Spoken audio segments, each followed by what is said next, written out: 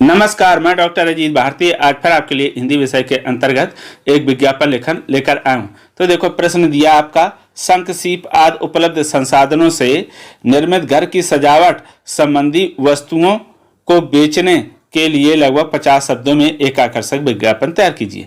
यानी जो शंख सीप घोंगे वगैरह होते हैं उनसे उन क्या सामानों से सजावटी सामान जो घर में यानी सजाने के लिए बनाए जाते हैं उनको बेचने के लिए लगभग 50 शब्दों में आकर्षक विज्ञापन तैयार कीजिए। तो सबसे पहले आप क्या लिखेंगे, उत्तर लिख देंगे, नीले पेन से या काले पेन से, यहाँ लिख देंगे विज्ञापन लेखन, क्योंकि शंख और सीप से बनी वस्तुओं का विज्ञापन, या फिर इधर ऑब्लिक करके लिख दो शंख और सीप से बनी वस्तुएं का विज्ञापन लेखन, या तो ये कर दो। ठीक है, तो इतना करने के बाद अब हम क्या करेंगे, सबसे पहले स्केल और पेन या पेंसिल की सहायता से हम ये क्या करेंगे, एक बड़ा सा बॉक्स बना लेंगे। इस तरह से ये दिया हुआ इस तरह से बना लेंगे। ठीक है, आप चाहो तो बॉक्स पहले बना लो फिर विज्ञापन लिखो, या फिर विज्ञापन लिख लो उसके बाद बॉक्स बनाना शुरू करो। लेकिन मैं क्या करता हूँ, मैं पहले बॉक्स बना लेता हूँ उसके बाद फिर लिखना शुरू करता हूँ। तो आपको जो उचित लगे वो कर सकते हो। ठीक है, तो ये बॉक्स बनने के बाद सबसे पहले लिखेंगे हम शीर्षक। तो शीर्षक में लिख देंगे शंख और सीप से बनी वस्तुएं। ये इसको बड़े अक्षरों में और इसको गहरा कर देंगे लिखने के बाद। ठीक है, उसके बाद नीचे लिख देंगे घर सजाएं दिल से, ये एक स्लोगन लिख देंगे। तो अपने मन से भी कोई अच्छा स्लोगन लिख दो जो आपको सही लिखना आता हो। अब उसके पश्चात फिर लिखेंगे कौन कौन सी प्रमुख वस्तुएं हैं जो क्या हो रही हैं, हमारी दुकान पर बनी हुई बिकती हैं। तो प्रमुख वस्तुएं जैसे पहला दिया सीप की माला मिलेगी, ऑनलाइन डिलीवरी फ्री है, डिजिटल पेमेंट भी है, शंख से बने क्या है वस्तुएं, यहाँ शंख इस तरह से बनेगा, यानी ऐसे लिखा जाएगा शंख, है ना, इसमें गलत लिखा है। ठीक है, और फिर नेचुरल 100%, यानी जो भी वस्तुएं वे सब 100% कैसी हैं, प्राकृतिक हैं, उसमें किसी प्रकार का आर्टिफिशियल या कृत्रिम नहीं।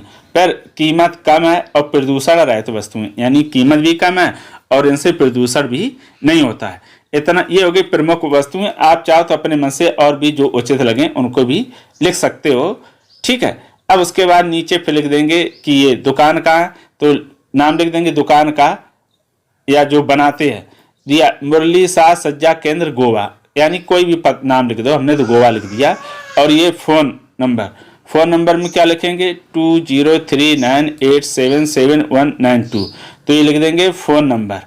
ठीक है, यानी टोल जो दुकानदार का जो इस तरह की वस्तुएं बनाकर बेचे उसका कोई भी फ़ोन नंबर लिख दो। ये तो मैंने ऐसी काल्पनिक लिख दिया। ठीक, अब उसके पश्चात फिर जो आपने ये प्रमुख वस्तुएं बेचने के दूसरे साइड बची थी जगह यहाँ पर, तो हम इसका क्या करें, जो जगह बची थी यहाँ पर बना देंगे कुचित। तो ऐसे हमने काल्पनिक सीप की माला बना दी, एक शंख रख दिए, एक कुछ बड़ी सीप रख दी, ऐसे ये क्या हो गया, सजावटी के सामान हो गए। ऐसे सामान सा चित्र आप भी बना देंगे, और समय रहे तो चित्र बना देना, कलर भी कर देना, और समय ना रहे तो चित्र केवल बना दो। ठीक है, अब पूरा विज्ञापन बनने के बाद हमारा कुछ इस प्रकार से दिखाई देगा। ये देखो, पहले ऊपर दिया शीर्षक, फिर स्लोगन, प्रमुख वस्तुएं और ये पता, फोन नंबर और ये चित्र। अब कौन कौन सी बातें आपको ध्यान रखनी है, सबसे पहले ये कि जब आप विज्ञापन लिखो तो बॉक्स बनाने के बाद जो आप शीर्षक लिखें ये बड़े अक्षरों में लिखें और थोड़ा डार्क कर दें, ताकि ये सही से दिखाई दे कि विज्ञापन किस पर आपने बनाया है। और जो भी ये आप शब्द या वाक्य लिखेंगे हमेशा ऐसे ही शब्द या वाक्यों का प्रयोग करना जो आप शुद्ध और सही लिख पाते हो। कठिन शब्दों का, मुश्किल शब्दों का प्रयोग बिल्कुल ना करें। शीर्षक में क्या करेंगे, शीर्षक में प्रश्न में से ही देखकर शीर्षक हम क्या कर लेंगे, कॉपी कर लेंगे, यानी देखकर लिख लेंगे। ठीक है, अब और क्या करेंगे, किसी प्रकार की कोई काट छाट नहीं करेंगे इस तरह से, क्योंकि काट छाट से क्या होती है, ओवर राइटिंग से गंदा दिखता।